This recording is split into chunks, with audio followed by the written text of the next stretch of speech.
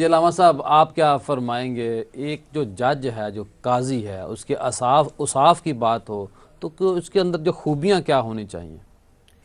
بسم اللہ الرحمن الرحیم، مولا صلی وسلم دائما ابدا علی حبیبک خیر الخلق کلہم۔ قبلہ نقشبندی صاحب، یہ اوصاف جج کے جو ہے اس حوالے سے تو ڈاکٹر صاحب نے بڑی جی تفصیل سے گفتگو کر دی ہے۔ میں سمجھتا ہوں کہ جو عدلیہ ہے اور مقننہ ہے، یہ ریاست کے دو ایسے ستون ہیں کہ اگر یہ اپنی ذمہ داریاں بہتر طور پہ ادا کریں تو ہماری ریاست ایک فلاحی ریاست بن سکتی ہے،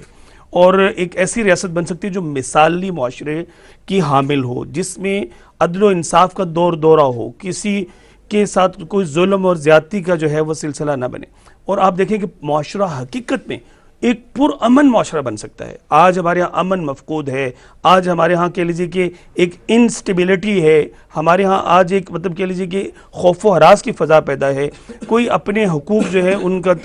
ان کو محفوظ نہیں سمجھ رہا، مال و جان جو ہے اس کو محفوظ نہیں سمجھا جا صحیح۔ رہا۔ تو اس کی بنیادی ترین وجہ یہی ہے کہ عدلیہ اور مقننہ دونوں اپنی ذمہ داریاں پوری نہیں کر رہی۔ ریاست ایسے قوانین بنانے میں ناکام نظر آتی ہے کہ جن کو نفوذ پذیر کر کے ان کے ذریعہ سے معاشرے کو جو ہے وہ ایک مثالی اور پرامن معاشرہ بنایا جائے، اور اگر قوانین موجود ہیں تو ان کی امپلیمنٹیشن جو ہے وہ ریاست کے جو ادارے ہیں جن کا یہ ذمہ داری ہے کہ وہ ان کو نافذ العمل کریں، وہ کہہ لیجیے کہ آپ کے پولیس ہے یا دیگر کہہ لیجیے کہ آپ کے مجسٹریٹ کا نظام ہے یا ڈی سی یا اے سی کا نظام ہے، یا اس کے اوپر پھر عدالتوں کا نظام، وہ سول کورٹ سے لے کے سیشن کورٹ کے ذریعے سے ہائی کورٹ اور سپریم کورٹ تک ہے، لوگوں کو وہاں تک انصاف ملتا ہوا نظر نہیں آتا۔ صحیح۔ اب یہ ساری چیزیں اپنی جگہ پہ فعال اگر ہو جائیں تو ہمارا معاشرہ واقعتاً ایک اسلامی اور فلاحی اور ریاست مدینہ کا تصور پیش کرتا ہوا معاشرہ جو ہے وہ بن سکتا ہے۔ ناظرین، موضوع